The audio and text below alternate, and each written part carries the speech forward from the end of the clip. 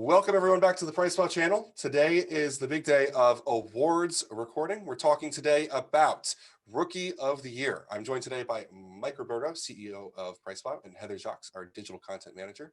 Today we've got 4 rookies of the year, these being brands, so you guys understand what we're talking about. Brands that started in 2020. This is not breakout brand of the year where it could have been from any year. These guys had to have launched this year, and what a year it was to launch a brand. So, Mike, Heather, I see both of you guys are on this document. Anyone want to do the honors of listing the nominees? Heather, yeah, so the first one, couple. I'll do it. So the first one's HD Muscle. Then we have Raw Nutrition, which is co-owned by Matt and Dom at Revive MD. Just want to mention that. And then Hosstile from Fouad, Abiad, very famous bodybuilder. And then we got Beam, which is a very interesting brand. Has an interesting backstory to it, the name and whatnot, which we could get into, but they've done, all of these brands have done some really cool stuff this year that I'm excited to talk about. Yeah. I think this year was the year that we've really put, we had some criticism in terms of who we're sponsored by. And we do have to mention that a lot of these times we have business affiliate relationships. I'll do that for Mike today. But excitingly in this class, we have done some work with Beam and Campus Protein in the past, but the only one that we have an ongoing business affiliate relationship with is Raw, which we're super excited about, but we're even more excited about to be talking about and I guess not working with, but just talking about brands that aren't really always within our ecosystem. So HD Muscle, Hosstile, and Beam are brands that we still communicate with, sometimes receive products from, but we don't have an ongoing business affiliate relationship with, which is pretty exciting. So I guess I want to start with the Beam, because Beam was a brand that I was really excited about in the beginning of this year when Mike Udall reached out and we talked about what the brand was, where Beam came from. There's not a lot of brands out there, I say to this claim at least, that have a really heartfelt story that really sets them apart, and that was huge for me, was that Beam had a real story. It wasn't just we remove prop blends, because I've heard that like 50 times now, like transparency or whatever. That's a great moral standpoint, but of an actual standpoint of standing apart, Mike having recovered from this huge cancer, I forget exactly where it was in his body, but it was a huge fight, and this technology that saved him was called Beam, and he wanted to put this product line out there and give back, and it was really heartfelt and warm, and we loved it. And their products were pretty different. Their vegan protein was what kind of took the industry by storm. It tasted good. It had a good texture to it. The whey flavors were great. The pre-workout wasn't really for me in terms of intensity, but I know Heather, you liked it because you aren't a big stim fan. Mm-hmm. And they just seem to have this branding and this community that's just feel good, right? And they were definitely rookies. While these guys do have Campus Protein, it's no secret they might not broadcast it a ton. We can say that that's where they're from. They didn't really have a brand previously, at least in this kind of standpoint, that's distributed outside of their own channel. So what did you guys think of Beam? Were you impressed with what they did? Did you think they followed through for the rest of the year? Love the vegan. I think they were very... I have a question though with the launch. Okay, they didn't really utilize Campus Protein though, did they? No, they didn't. They separate those brands essentially. I am sure there's a good reason. I honestly don't fully agree. I know you don't want to kill your Campus Protein list, but there's an opportunity there. That's the point of creating something, is that you can create more off of it, especially when that more is something really good. I think that may have been a missed opportunity to go even bigger and stronger and bolder. Could you even call it a products? But I don't know. Yeah. Could you even call it a rookie mistake? From the outside perspective, I do, to be honest, Yeah. But I don't know the story, so I get why you might not want to cannibalize. You might have two complete different business units, many reasons. But I will say though, and I only had a few of the sample packets of the vegan. I did love that the blueberry flavor. So I think that they were one of the ones that really started pushing. But they pushed the vegan market further into, this is almost like a dairy milkshake. Not exactly a whey or milk isolate or any of that, but it's getting there. And they pushed the envelope a little bit. So I got to give them props for that alone. Cool. Yeah. Heather, you're the Beam one. Yeah. I was a fan of the pre-workout, but it's no surprise I don't really like high stim pre-workouts. And I think at one scoop, it's 125 milligrams, nothing crazy for caffeine. But for me, it really just felt well. It was a good balance pre-workout. Like I said, I know it's not for everyone, but and they really hit the flavors hard. I think their mango lime flavor for their pre-workout was very good. Their protein they just sent over, their new flavor, the vanilla soft serve, was delicious, and I've heard some good feedback across the board from the other flavors as well.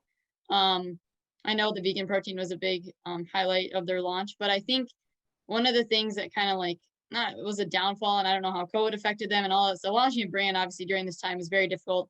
I think their launch was very strong with what they came out with, and then they kind of like died off a little bit in terms of like new product launches. They did have obviously new flavors, stuff like that, but and they had a good story behind the brand.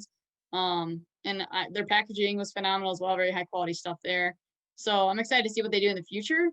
But I think they started out very strong, but then just kind of like, they're kind of just like waiting for what's to come next year and whatnot. But I was impressed, like I said, with a lot of the products they came out with and flavors in particular. Yeah, I think they did. I mean, this was definitely the year of the vegan, and definitely the year of the greens too. They did greens, but the greens didn't really stick the same way. Um, I love their story in the beginning of the year, but it seemed to almost like fizzle out. Love their flavors. We just got their vanilla. It's incredible. It's awesome. But can flavors really carry you to the next level? I'm not too sure about that. I do think that they're going to probably hit a wall where they're going to need to step things up.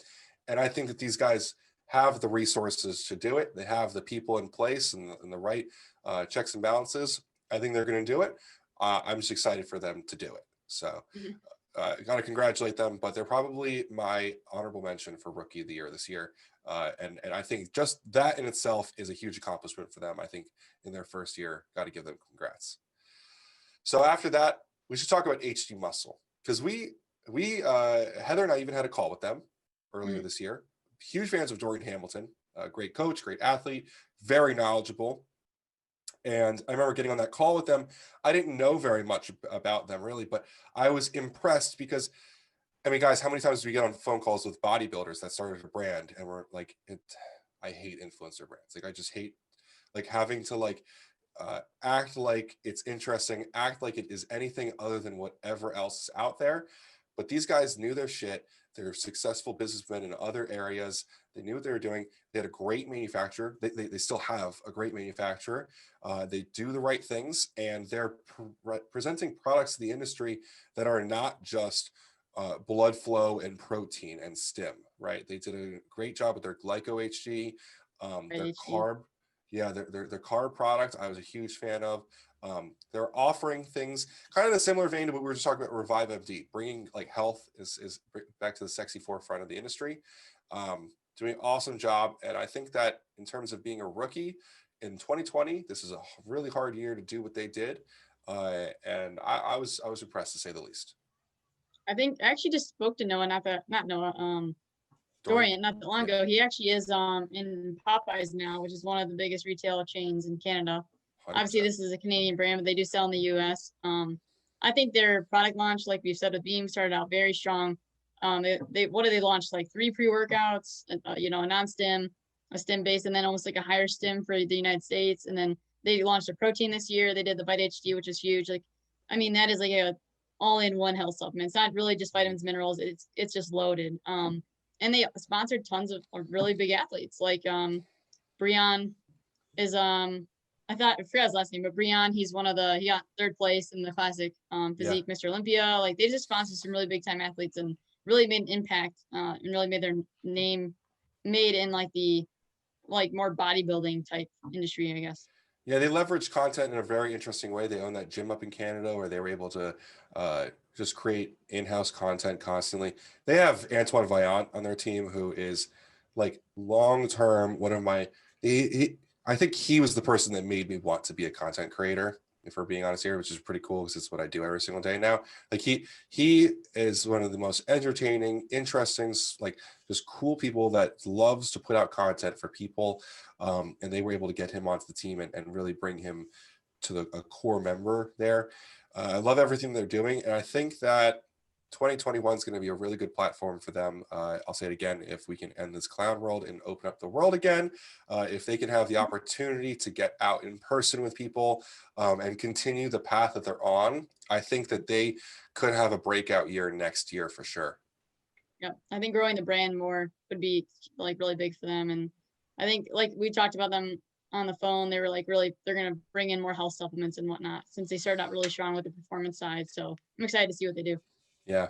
Mike, I don't I- think you did too much with them, right? I haven't said anything. All I'm gonna say is I love their carb stack.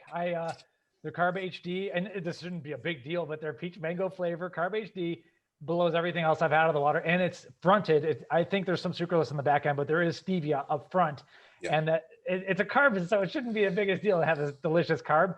But a lot of these cluster dextrin and pea starch based carb supplements don't taste good. They made it taste good. They have a glucose disposal agent to go along with it.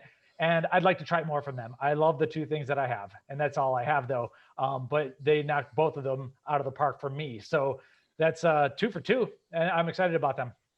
Cool. All right. So after there, we're going to hit Raw. Raw is a brand that launched this year on the back of Revive. Obviously, the same owners. They had sort of their some sort of framework in place. They did an incredible job marketing the brand, putting everything together. They brought on some incredible athletes this year, and I think they're growing even more. Nick Walker, definitely one of the shining members of their team. These guys are obviously not rookies in terms of in general to the industry, but the brand itself is a rookie. It's a brand new launch. Loved the products. I think every here and there we had some like label things that we had to point out to them, little things that we're happy to help out with. But other than that, constantly hitting it out of the park, using full doses of trademarked ingredients that we love. Really not much to knock. I don't have almost anything bad to say about them. I'm excited to see them grow in the industry. What were your guys' thoughts on Raw? I think it was cool that for most of the products they did like naturally sweetened, naturally flavored stuff. It's kind of cool to see with their proteins. And yeah, they just had some really solid formulas that, like I said, Raw Pump is one of my favorite non-stim pre-workouts from the year. Use some trademark, like you said, I think almost every product they use, there's some trademark ingredient. I know you're a really big fan of their intra-workout product because they have some really good, like, highly branched dextrin in there. So I think it was cool to see Revive branch out and create a sports nutrition brand that still has the same values as Revive, as far as the formulas, the effectiveness, and even the quality in terms of getting banned substance free certified and whatnot. Going through that process, I've never seen a brand in their first year do that. So taking the resources and putting them in the right place. And like you said, Nick Walker is definitely going to be an awesome advocate for that brand. And they'll definitely grow their team, but they've done some big things in a really short period of time, to be honest. Yeah, I mean, it's almost unfair because they're not rookies, but the brand is Rookie of the Year. So honestly, almost any other year, I would push way harder for this to be the Rookie of the Year. I just think they crushed it. I'm very happy with everything Raw and Revive both do. I love Dom and Matt. Like, everything is great. It's just that the brand that's going to win, I think, just is that much better, and not better, but just like did a better rookie performance, especially not having another brand to kind of piggyback off of. And I think I have nothing negative to say about Raw. I just think that it's a close second place. Caveat. They rock. Yeah. But someone else. Yeah. For me, I really think that Revive stole the spotlight from Raw this year. And I don't know if that's fair to say, but Right. when I look at them, like I love Raw. I love the packaging because it's like a brown paper, a very natural looking paper label. Everything about it's just like awesome for what it is. But when I look at the brand, I just think I think Revive as well. And I just think of how much bigger Revive is. And I might be doing it a disservice with my thought process there. I'm just such a huge fan of what Revive did. I couldn't give it to Raw this year. So obviously the last one waiting here is Hosstile from Fouad Abiad. Huge fans of this guy. We've mentioned him a few times. He was in the running for Breakout Brand of the Year. I don't think that he was ready for Breakout Brand of the Year. They don't have really almost any wholesale setup yet. They have a couple small stores that are looking at that. They're not really looking at it in distribution. They're mostly direct to consumer here. But between Fouad and Samer, they've done just such an incredible job growing this brand in 2020. They leveraged what they had so extremely well. His YouTube videos, his podcast, all of his content, his coverage of the Olympia, the Arnold, all those different things. You like a perfect storm for launching a new brand this year for him.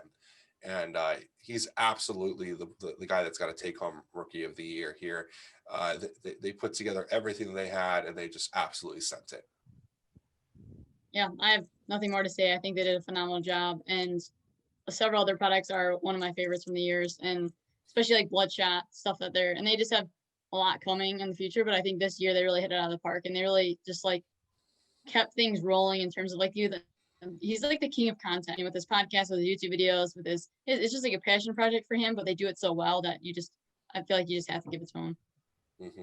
Yeah, I think I said in the past video, but this is how it's done. Like, and I also said that not everyone can be Fouad, but not very few in the world can be Fouad. But that is how you launch a brand. People love their podcast. People love the content, and then you come out with some ridiculous formulas. Like looking back in hindsight, it's like, oh yeah, that makes sense. It works, but it's not easy to make it work. But once you put in that kind of hard work and then do it right and then follow it up and keep at it, and yeah, like you said, perfect storm. Absolutely. Yeah. So, all right. Well, congrats to Fouad and the team over at Hosstile. Mm-hmm. You guys did an incredible job in 2020. Absolutely our breakout. I'm sorry, absolutely our rookie brand of the year. We're doing too many videos today, but I'm happy for it. We've had a great year and cannot wait to see what you do in 2021. I think you could be laying this guy up for a breakout brand of the year next year.